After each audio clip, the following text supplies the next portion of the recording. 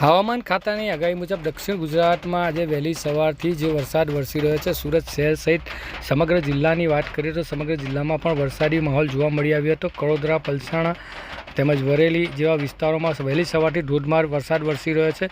બારડોલીની વાત કરીએ તો બારડોલી તાલુકા તેમજ બારડોલી પંથકમાં પણ વરસાદ ધોધમાર વરસી રહ્યો છે, જેને લીધે નીચાણવાળા વિસ્તારોમાં પાણી ભરવાની સમસ્યા જોવા મળી આવી હતી. વરસાદના પગલે ગટરમાંથી પણ પાણી ઓવરફ્લો થઈ રહ્યું હતું. આપ દ્રશ્યોમાં જોઈ શકો છો. બારડોલી નગરની વાત કરીએ તો રાજમાર્ગ જે કહેવાય સ્ટેશન રોડ, મુડી 4 રસ્તા સહિતના વિસ્તારોમાં પણ પાણી ભરાયા હતા. વહેલી સવારથી અવરજવર પર જનજીવન પર પણ માઠી અસર જોવા મળી આવી હતી. જે વાત કરીએ તો અત્યારે આજે તમે દ્રશ્યોમાં જોઈ શકો છો, દીપનગરને જોડીને આવેલા આશાપુરી માતા મંદિર નજીક પણ ઘૂંટણસમાં પાણી ફરી વળ્યા હતા.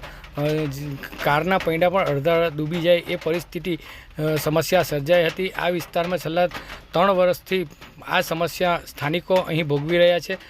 સ્વામિનારાયણ મંદિર પર પણ ધોધમાર વરસાદ વરસતા સવારે જનજીવન પર માઠી અસર જોવા મળી રહી હતી. મેઘમહેરને જોઈને રાજ્યમાં તેમજ સુરત જિલ્લાની વાત કરીએ તો બારડોલીમાં વરસાદ સતત જ વરસી રહ્યો હતો. સવારના 2 કલાકમાં ધોધમાર વરસાદ વરસ્યો હતો. જે રીતે વરસાદ વરસ્યો તે પ્રમાણે નીચાણવાળા વિસ્તારોમાં જે રીતે પાણી ભરાયા તેને લીધે સ્થાનિકોને પણ હાલાકીનો સામનો કરવો પડી રહ્યો હતો.